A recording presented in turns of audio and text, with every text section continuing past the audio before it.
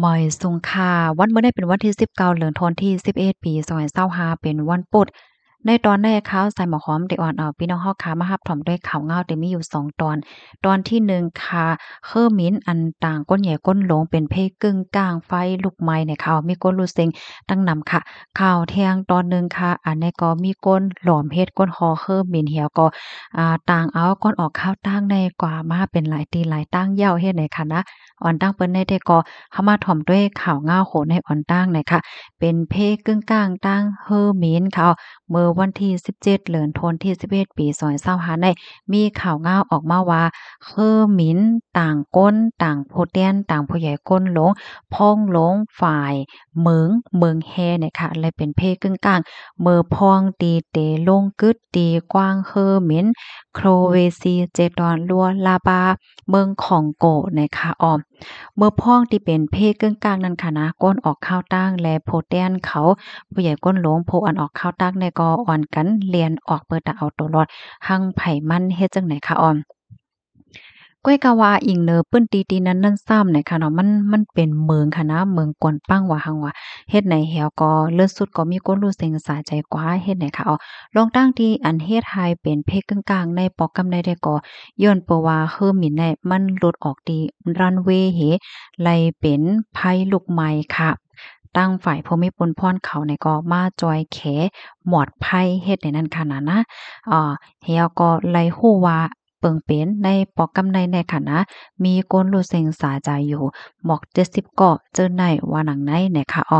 เพราะว่าเฮาค้ามาด้วยเมืองอันแน่เมืองเนี่ยมันสิมีชื่อว่าเมืองคาลันโดค่ะมีไว้ที่ในเจตอนโลลาบาตั้งปอดตอนใต้ของเมืองคองโกให้ไหนค่ะมันเป็นเมืองเฮแลในก้นแต่มีก้นกว่าเหตุการณ์ว่าสมัยเฮ็ดจังไหนเนาะเพราะว่าถึงขิงข้าวฝนตกไหนก็มันจังเป็นเพศสภาวะน้ำทมน้ำนองเฮ็ดไหนเห็นแลมีก้นตกกว่าในเมืองว่าคำว่าเฮ็ดจังไหนก็มีเฮ็ดไหนค่ะนะเดี๋ยวย้อนเอาพี่น้องค่ะมาถ่อมแทงอีกหนึ่งป้อตอนหนึ่งค่ะเนาะเปิ้นตีในก้วยหนังเก๋าในค่ะว่านะตีเว้งในก้วยหนังเก่าเนาะเมื่อวันที่16เดือนธันวาคมที่11ปี2025นั่นก็ไลเกิดขึ้นเปิงเป็นโขโจกข้าวอันมีไว้ดีเมืองคาลันโตในก๋อยกวนปั้งค่ะอันนี้ก็เฮ็ดให้มีลวงกวนปั้งลงมานั่นขนาดไหนไว้หลังเสฝนตกหนักตกหนำตกฮาวๆแห้งๆเฮ็ดจั่งใดเนี่ยค่ะค่ะลูกดีข่าวง่าโหนได้เห็นแล้วกับในก็ได้แค่ย้อนอ่อนพี่น้องค่ะมาถ่อมด้วยแทงข้อมูลในค่ะเลยเปิงอิงเอามาตีThe Wall เนี่ยค่ะเนาะไล่แต้มต่างไว้ค่ะกับในเฮามาถ่อมด้วยข่าวแทงโหนึงอันนี้ก็หลากหลายเด้ค่ะนะเดเลยว่าเป็นก้นตีทรงฮอเฮอหมินในโยเนาะก้อยกะว่าเขาซ้ำใจเลยว่าเป็นก้นตีฮอเฮอหมินค่ะเขาซ้ำปลอมเฮ็ดเป็นก้นฮอเฮอหมินเฮ็ดให้เขาว่าในเลื่อนสุดในเปิ้นเนี่ยก็โหเหตุเพิ่นก็ถอนมั่นใจออกแล้วนะคะเมื่อวงวางตีป่นมาในมีข่าวง่าวออกมาว่าไลเกิดขึ้นเปิงเป็นอันเลดอกตกใจตั้งพอตอนยุโรปนั่นขนาดไหนว่ามีโพใจก้อนหนึ่งเมื่อวานตั้งมั่นใจก็ยามเป็นโพจอยก้นฮอเฮอร์มินค่ะไลปลอมไลเฮ็ดไว้ตู้ไว้ปลอมเหี่ยวก็เปิดตาให้มั่นใจในเป็นมากก้นฮอเฮอร์มินเฮ็ดไหนค่ะนะเลอเซนั่นในมั่นใจในค่ะนะยังฮอเฮอร์มินออนเอา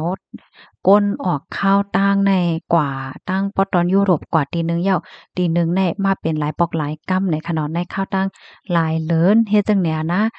อันนี้ก็เฮ็ดให้ก้นที่อันเพิ่นออกข้าวตั้งอันนั้นก็ก้นที่อันเพิ่นเลยค่ะพวกข่าวเงาอันนี้ก็เป็นอันตกอกตกใจแท้ๆเพราะว่าย่อก็อ่อนกันไม่อกไม่ใจลองห่มลมไผมันในค่ะเนาะมันก็ตีอันยามเพิ่นตีอันเปิ้นยามก็มาออกข้าวตั้งจอมก้นหอเคิมอีกก็ในก็เพิ่นก็ว่าโอ้กามเลกว่าที่มันเป็นทางว่าสว่าจังไหนเฮ็ดให้อ้อม ก้นฮอเฮอร์มินก็ในเป็นพายจื้อห้องว่าเหือในแท้ก็เปิ้นก็อำไลเปิ้นพาวเป็นตั้งการอำไลเปิ้นแพ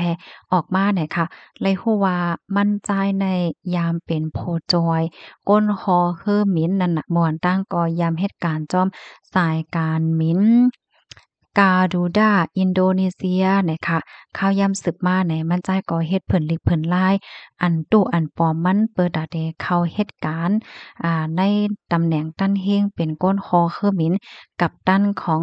สายการหมิน Airways Express เนี่ยเนาะของเมืองลิโทเนียเฮ็ดให้ค่ะเกี่ยวกับเรื่องนะคะตั้งฝ่ายโภคารปากของคอมพานี Airways Express เนี่ยก็ยืนยันว่าอันเขาหาบก้นมาเฮ็ดเป็นก้นฮอเครื่องหมินก้นเหตุการณ์เขาได้เขาก็มีรองกดทัดแข็งๆมีปักมีเปิงมันไว้อยู่นั่นขนาดแน่ก้อยกะว่าก้นๆเนี่ยก็ลอดมาดไหลเฮ็ดจังเนี่ยเนาะเสร็จแล้วเพิ่นเลยฮู้ว่ามั่นใจใจเลยว่าเป็นก้นฮอเครื่องหมินอันแท้เนี่ยก็ไหลถอนมั่นใจออกในนาทีฝนพรยาวเฮ็ดให้ค่ะ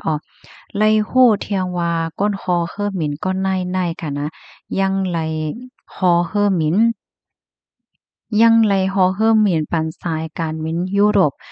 ปอดวันตกหลายตีนะคะว่าเนาะมือตีป่นมาเนี่ยค่ะเนาะผ่านดั้งอันเปิ้นขับขึงปันว่าจังว่าเฮ็ดจังไหนค่ะนะโคมป้าถึงสายการมินบินยูโดวิงส์ของเยอรมนีป้าเทียงเฮ็ดไหนค่ะตั้งฝ่ายยูโดวิงส์เนี่ยก็ลาดว่าส่งเลิงในปันติโพโรงเรียนเขาทัดเหย้าเฮ็ดจังไหนคะสายการบิน Avion Express นะคะก่อตั้งเมื่อปี2005นะคะเนาะได้เลยว่าเป็นเครื่องบินอันปันคาดเหมาเป็นลำในปอดตอนกลยุโรปลาตินอเมริกาและปอดวันออกกลางและเจ้าไหนค่ะ1ลำในก็เตจังต่างก้นเลยหมอก1ปัก30ก็เจ้าไหนว่าไหนค่ะข้อมูลตอนในค่ะเลยปีมาที่ห้องการข่าวสดออกไว้เนี่ยค่ะเมืองก้นเนี่ยก็มีจอดมีจี้น่ะค่ะเนาะพี่น้องค่ะก้นเหรียญเนี่ยค่ะนะ อันมังก็เปิ้นก็ปันตั้งหันถึงค่ะเนาะเฮียงในโพดใจก้อนได้ๆครับก็เป็นโพดจอยก้นฮอเคอร์มินค่ะนะก้อยกะว่ามันอยู่ที่ว่าเขามีไหวมันก้อยไหนมันก็เขาปันตั้งหันถึงว่ามันจ่ายยามเป็นโพดจอยก้นฮอเคอร์มินยามไหลโฮบทบหันยอก็มีโตทบมาหึงแลเป็นก้นหมอฮอเคอร์มินกว่าก็เป็นลายเหมือนจังหนังว่าเฮ็ดโฮรวยโตทบนั่นน่ะมันก็ว่าก้นที่อันเฮ็ดโฮรวยโตทบเต๊ๆใน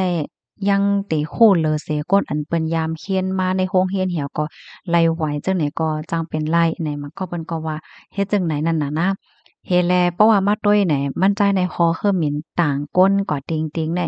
ข้าวตั้งก็เอยาวมันก็เป็นหางนั่นค่ะน่ะมันก็ลดเพอยู่เป็นไว้เฮ็ดไหนนะคะค่ะก็มีจิได้ขนาดลองตั้งแต่สึกเป็นหือกว่าไหนได้ก็เฮาค่ะก็ไปต้วยแทงไหนค่ะนะพี่น้องค่ะได้หันแม่นจ้ะมันก็แน่ บ่ได้เป็นเฮียนอีหังกะยาวเนาะเฮียนฮอรถเครื่องฮอก้าเนี่ยบางก้อนในเปิ้นเฮียนเป็นตั้งการก้อยกะว่าป้อมหมอฮอเฮ็ดไหนก็มีบางก้อนในเปิ้นก็เฮียนเฮ็ดไหนก็เปิ้นก็โรงเรียนก็เฮ็ดไหนก็ซ้ำมีนั่นน่ะนะก้อยกะว่าจึงหนังว่าคันเอามาติมังตั้งได้ก็ถ้าได้ยืนต่างการเนี่ยมันก็ทำได้เลยมีไว้รับรองอันว่านั่นน่ะนะว่าไว้ที่ว่า ยามเฮ็ดมาจังนั้นจังไหนมันก็มีคักมีตอนมันนั่นน่ะเนาะค่ะยินจมผู้ก็ที่รับถอมปันแห้งค่ะย้อนให้อยู่ลีกินวันในรอดเพศกันค่ะเนาะหมอยสงค่ะ